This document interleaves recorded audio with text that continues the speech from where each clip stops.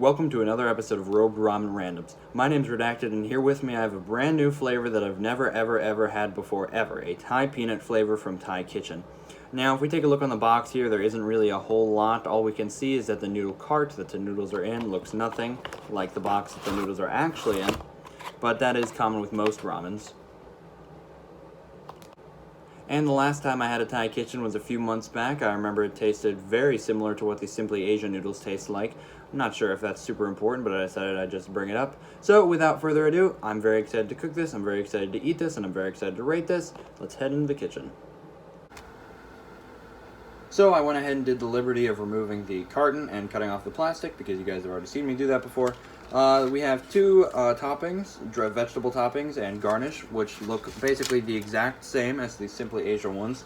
We have a sauce packet, and we have the noodles, which you can't really see too well here, but they look pretty thin, almost linguine-like. But yeah, that's what's in the box, so let's read the instructions. Because you probably don't want to watch me remove the noodles from the packet again, I've gone ahead and taken them out already. And the square shape isn't really maintaining here, like it does with a lot of the ramens. But nonetheless, I have settled them into the bowl. The next step here is to pour the vegetables on top of the noodles, which again, looks very similar to the Simply Asia noodles. So the amount that we need to add is 2 tablespoons, which if you remember is also the exact same amount we need to add to the Simply Asia noodles. There's 1 tablespoon. And there's another tablespoon. And the next step is to add water over the noodles.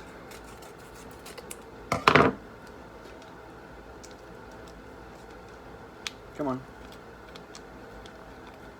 That is a lot of sauce. Wow. Okay. So our final instruction is to cover loosely with the lid, and as you can see, that kind of pushes down on the sauce a little bit. But now we need to microwave it for 2 minutes, so let's go do that.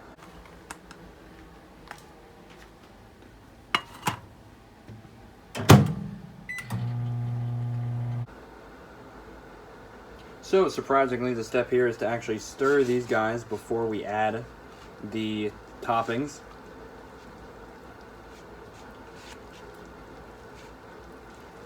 And the smell that I'm getting from these guys is definitely familiar. I've definitely smelled it before. Can't quite pinpoint what it is though. But this is looking like it's going to take a little longer than usual to stir. So for once, I'm actually going to cut to when I'm finished with these guys. Before we can get on to eating it, we need to add the peanut garniture. And then stir that around. So the flavor that I recognized earlier was the smell of burnt, as in burnt food. And I suppose we need to know if it tastes like burnt food. So let's dig in.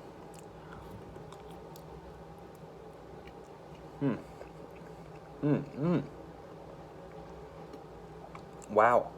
Oh goodness. It is very saucy, like incredibly saucy.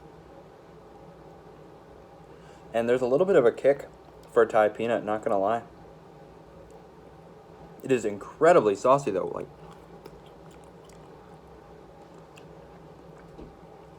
like there's no water in this bowl, but it tastes very wet. And that is something I'm a fan of.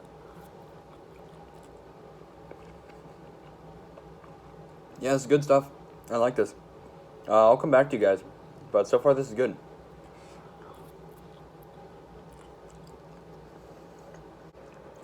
So I'm done with these noodles here. There's about like 5 or so total noodles left in the bowl. And if you remember to about 7 seconds ago, you'll remember that I said I liked the noodles and they were good. However, towards the bottom of the bowl, the texture of the noodles really started to get this weird soft chewiness. And it isn't the usual, because with most ramen noodles, you don't have to chew. You can kind of just funnel them down. But with these guys, they were really weird and chewy and off.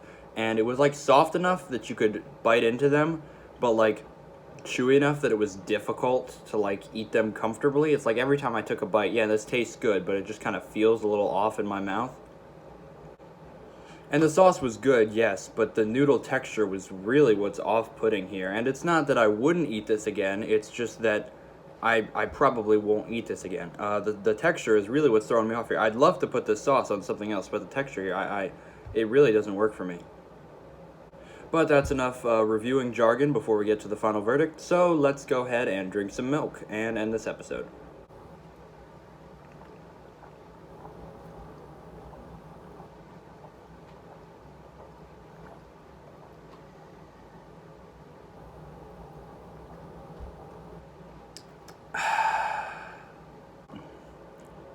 So here we are at the final verdict, and I'm going to get the score out of the way from the start.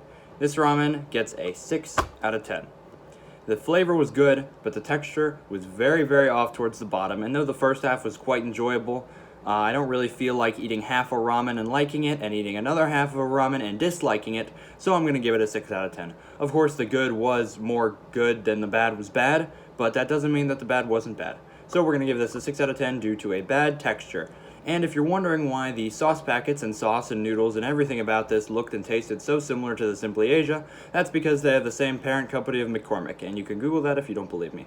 But without further ado, I'm going to have to leave the episode here, so thank you so much for watching, and I'll see you guys next time.